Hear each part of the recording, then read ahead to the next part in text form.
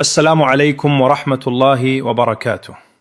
My beloved brothers and sisters, I want to begin with something that might sound too good to be true.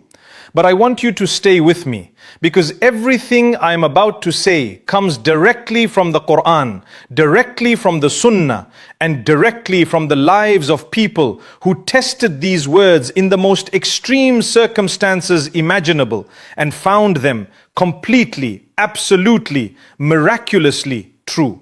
There are sentences, short sentences, sometimes just a few words that the Prophet Muhammad, peace be upon him, gave us. And when you read the rewards attached to them, when you understand what Allah has connected to these specific words, your first reaction might be, is this really possible? Can one sentence really unlock that much? Yes. It can, because these are not ordinary words. These are words of complete submission, words of total vulnerability before Allah, words that contain within them the full weight of a human being acknowledging, I have nothing, I am nothing, except that you are my Lord and you are enough. And when those words come from a heart that genuinely means them, Allah responds every time, without exception.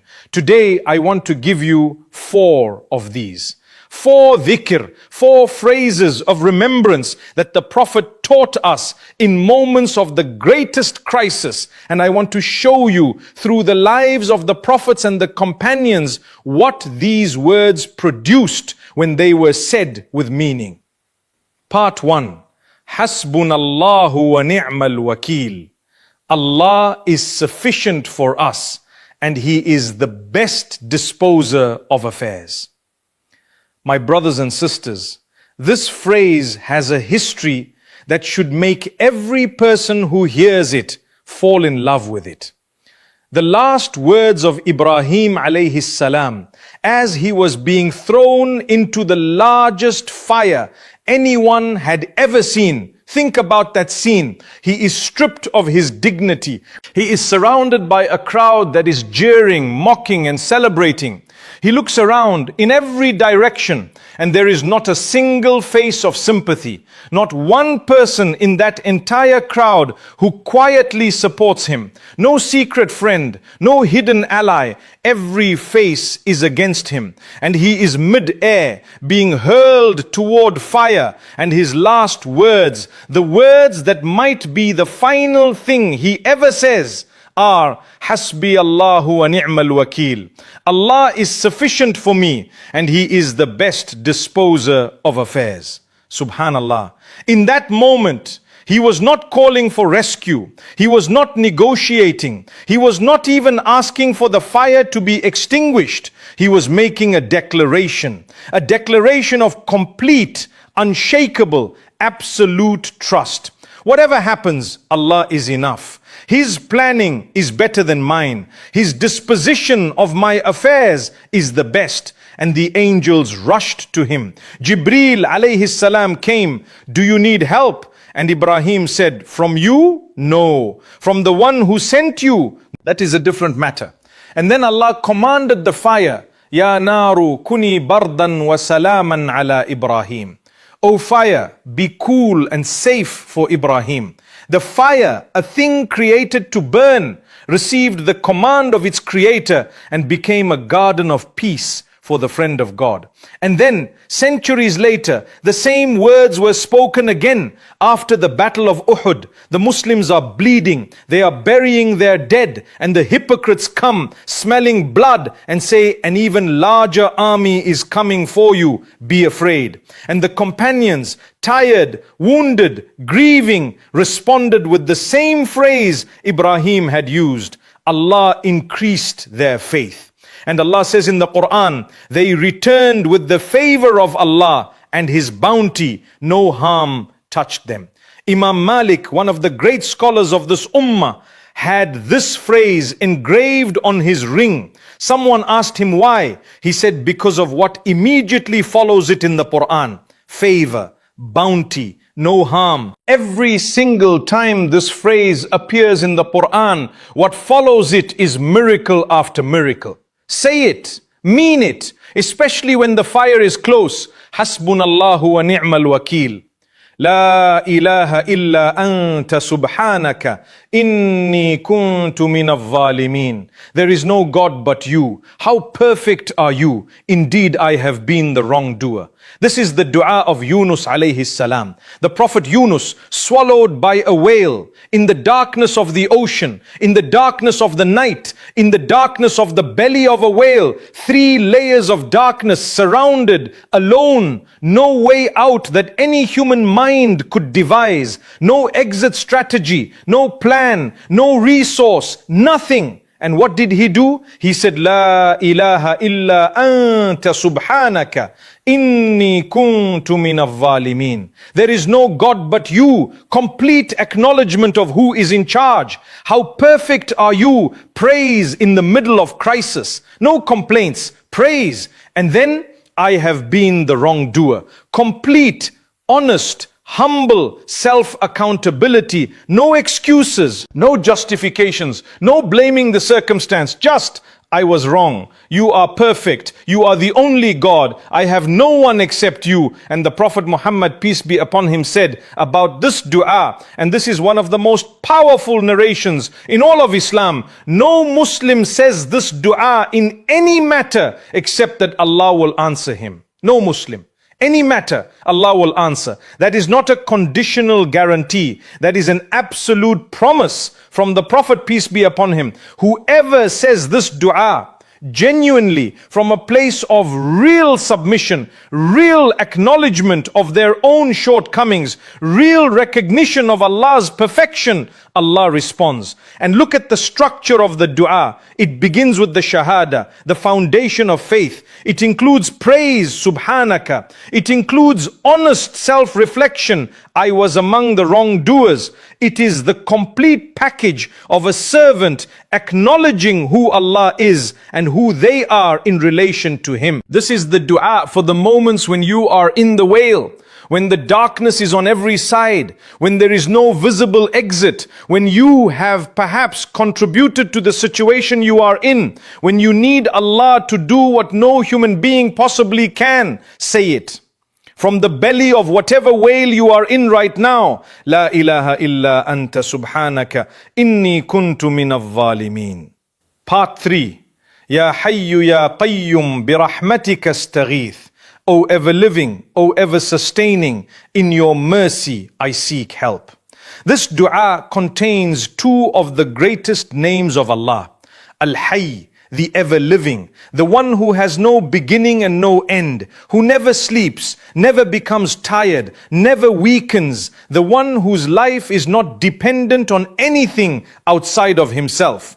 And Al-Qayyum, the ever-sustaining, the one who sustains all of creation, the one upon whom all of existence depends, not just maintains things, but actively, continuously, without pause, sustains everything that exists. The scholars say, if Al-Qayyum withdrew his sustaining power for a single moment, everything would cease to exist instantly. These 2 names together, Al-Hayy and Al-Qayyum, are described by the scholars as the greatest names of Allah, the names upon which, when Allah is called, He responds. And then, بِرَحْمَتِكَ اسْتَغِيث. In your mercy, I seek rescue, not in my strength, not in my planning, not in my resources. In your mercy alone, I seek help.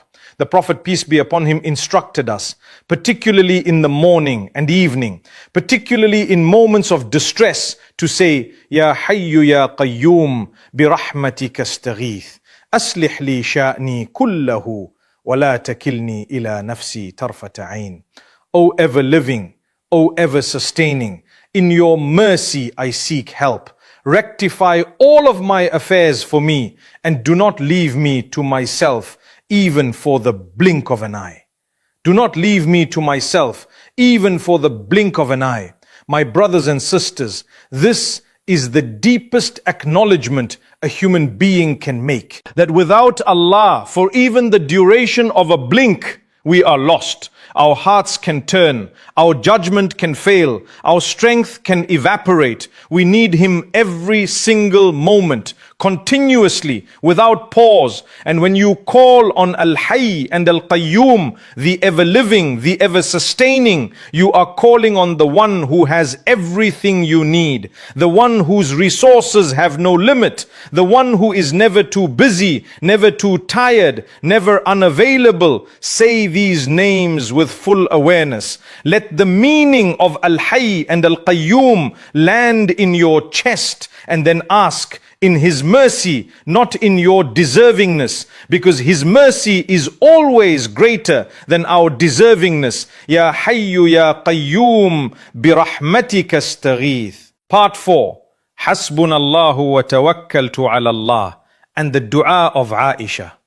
Now, let me bring all of this together with the fourth and perhaps most personal example. Our mother Aisha radiallahu anha, one of the most beloved people to the Prophet, peace be upon him. And she faced one of the most painful trials a person can face: slander, her honor being attacked, lies being spread about her, the people she trusted, some of them believing the whispers. She looked around and she had no one, no ally, no defender. The slander was circulating and she felt completely alone. And what did she hold on to? Two statements, two phrases from prophets who came before her. The statement of Yaqub alayhi salam, "Innama ashku bathi wa hudhni ila Allah." I complain of my grief and sadness only to Allah, not to people, not to social media, not to anyone who would spread it further or use it against her, to Allah alone. And then, Hasbi Allahi wa ni'mal wakil. Allah is sufficient for me, and He is the best disposer of affairs.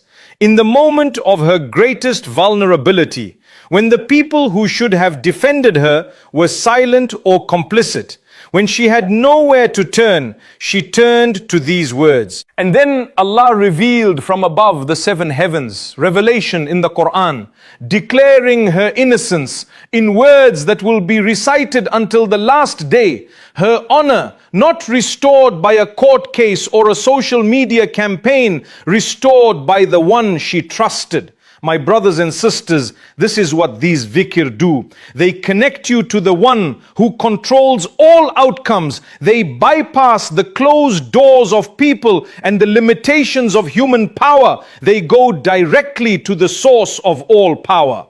And the people who used these words, Ibrahim in the fire, Yunus in the whale, the companions after Uhud, Aisha in her slander, they all experienced the same thing. The problem was not always removed immediately, but they were never abandoned. And the outcome was always better than what human planning could have produced.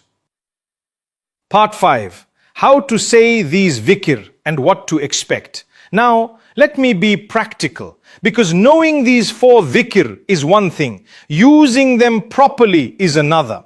The Prophet, peace be upon him, taught us that the best du'as are the ones that combine the greatest vulnerability with the greatest submission. Not demanding, not conditional, not, Ya Allah, if you do this, I will do that. But complete surrender. I have nothing. You have everything. Whatever you decide, I trust. That combination, vulnerability and submission, is what unlocks the mercy of Allah. And here is what Allah promises in return. And this is from the Quran directly. Rud'uni astajibu lakum. Call upon me, I will respond to you. Not call upon me and I might respond. Not call upon me and if conditions are right, I will respond. I will respond, but understand what that response looks like. The Prophet, peace be upon him, told us, when a servant makes dua, Allah either gives them what they asked for, or replaces it with something better, or stores the reward for them in the hereafter, where its value is beyond imagination. Every single dua is answered. The response is guaranteed. What varies is the form. because Allah knows better than you what form is best for you. So when you say these dhikr, say them with certainty, no hesitation. The Prophet, peace be upon him, said, make dua to Allah while you are certain of being answered. Say hasbunallahu wa ni'mal wakil and mean it. Allah really is sufficient. He really is the best disposer. Say La ilaha illa anta subhanaka inni kuntu min al-zalimin, and feel the acknowledgement, there really is no God but you. I really have been wrong. I really have no one except you. Say Ya Hayyu Ya Qayyum bi rahmatika astaghith, and feel the dependence. You really are the ever living. I really cannot sustain myself for even a blink without you. Talk to Allah like He is listening, because He is more attentive to you than any human being has ever been, more invested in your well-being than you are on your own, more generous than you can comprehend. My beloved brothers and sisters, 4 phrases, a few seconds each, free, available to you at any moment, in any language, and if you use Arabic, with the weight and beauty of the original words. Hasbunallahu wa ni'mal wakil. For the moments when you are surrounded and feel alone and the obstacle seems impossible. La ilaha illa anta subhanaka inni kuntu min al-zalimin. For the moments when you are in the darkness and you know honestly that some of it came from your own choices. Ya Hayyu Ya Qayyum bi rahmatika astaghith. أصلح لي شأني كله ولا تكلني إلى نفسي طرفة عين. For every morning, every evening, every moment when you feel the weight of needing Allah's guidance and sustaining. For the moments when the grief is too heavy and the people around you cannot carry what you are carrying and you need to pour it out somewhere safe. These are not magic formulas. They are expressions of real faith. They are the words of people who genuinely meant what they said. Ibrahim meant it in the fire. Yunus meant it in the whale. The companions meant it after Uhud. Aisha meant it in her loneliness. And because they meant it, Allah moved for them in ways that defied every human explanation. He will move for you too when you mean it. Say these words, learn them, teach them to your children, make them part of your mourning, make them part of your crisis moments, make them the reflex of your heart when pressure builds, and then trust completely, with certainty, because the one you are calling on, Al-Hayy, Al-Qayyum, the one who is enough, the best disposer of all affairs, He has never once failed a servant who genuinely turned to Him. Not once, not Ibrahim, not Yunus, not Aisha, not you. May Allah make these words live in our hearts and on our tongues. May He make us people who call on Him with full certainty and full hope. May He answer every dua we have ever made in the way that is best for us, at the time that is perfect, from directions we never expected. And may He make us from the people who return to Him constantly, trust Him completely, and find in that return and that trust the peace and the provision and the protection that only He can give. Ameen, Ameen. Ya Rabbil Alameen. Assalamu alaikum wa rahmatullahi wa barakatuh.